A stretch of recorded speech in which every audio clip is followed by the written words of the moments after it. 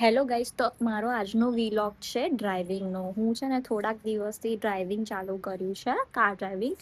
તો એમાં એવું છે કે હું 6 મહિના પહેલા શીખી તો ગઈ હતી, પણ પેલું કહે ને કે રેગ્યુલરલી આપણે પેલું રિવાઇઝ ના કરીએ.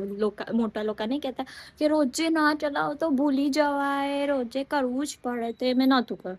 તો મને એવું હતું કે કદાચ હું ભૂલી જઈશ. તો પણ 3-4 દિવસથી હું આમ તો નાના નાના રાઉન્ડ્સ લેતી હતી. હવે આજે આટલા દિવસનો સૌથી મોટો રાઉન્ડ લેવાની છું, અને તમને હું કહીશ કે મારો એક્સપિરિયન્સ કેવો રહ્યો, શું થયું, મારી હાલત કેવી રહી. So stay tune.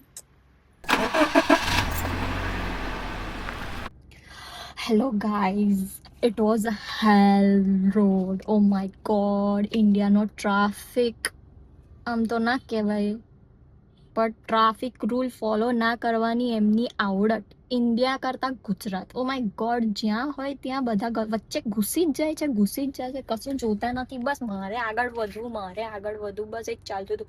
હું ખુદને કરતા એમને બચાવવામાં એ કરતી હતી. એવું મન થઈ ગયું, બાપ રે, વચ્ચે વચ્ચેથી કટ મારશે, ખબર નહીં હું જ પહેલો જાઉં, હું જ પહેલો જાઉં. બસ એવું જ એમને જોઈતું હતું.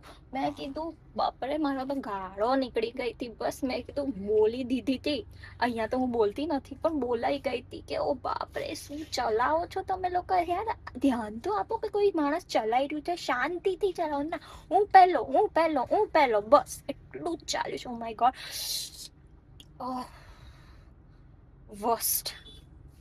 પણ શીખવી તો પડશે જ, આવામાં જ શીખવી પડશે. આઈ નો, સાવ મેકઅપ વગર, સાવ બ્લન્ટ છું, પણ ધીસ ઇઝ હુ આઈ એમ.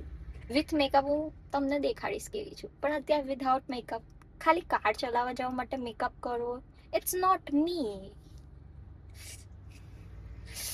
બહુ ખતરનાક હતું. ઓ માય ગોડ, હવે થોડો ઘરે રહીને ડ્રેસ લેવો પડશે. એન્ઝાઇટી પીક લેવલ પર હતી. Oh my God. Okay, bye. Bye by.